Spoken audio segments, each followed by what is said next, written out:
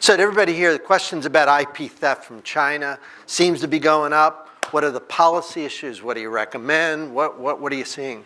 So in your question, you talked about the President Xi Obama agreement. And it was a major accomplishment, and it didn't get a lot of attention. So let me just recap what that agreement was.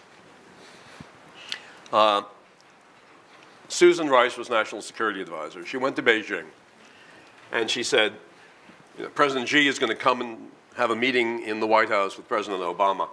We want to solve a problem before that happens, so the meeting doesn't just dissolve into our yelling at you about this one thing. And they said, what's that? And she said, you have to stop hacking American companies. And they said, well, we don't do that. And she said, for those of you who know Susan Rice, she said, cut the bullshit. We know you do it, and you have to stop doing it. And they said, well, you do it too.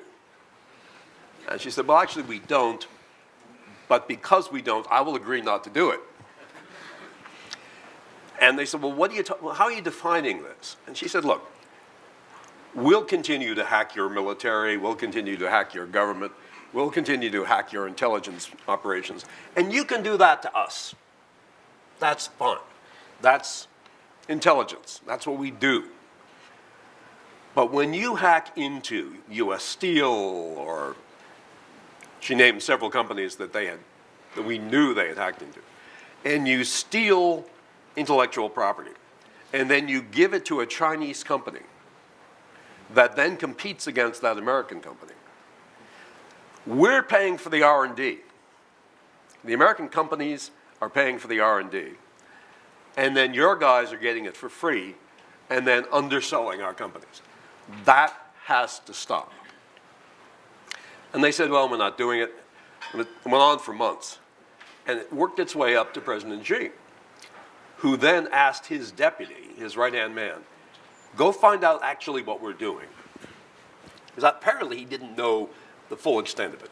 Is that true? I think it's true. Yeah. And the deputy came back and said, yeah, this is what we do. This is how we do a lot of R&D this way. And he said, okay, look, can we get by without doing this? And they said, well, no, but we can stop doing it to the Americans.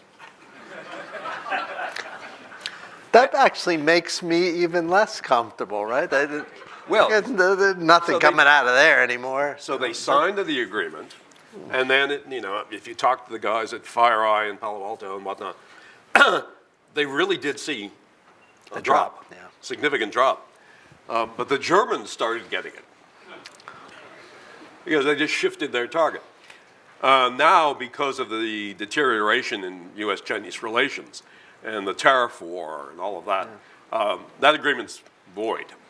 And they're doing it again. They're doing it again in a big way.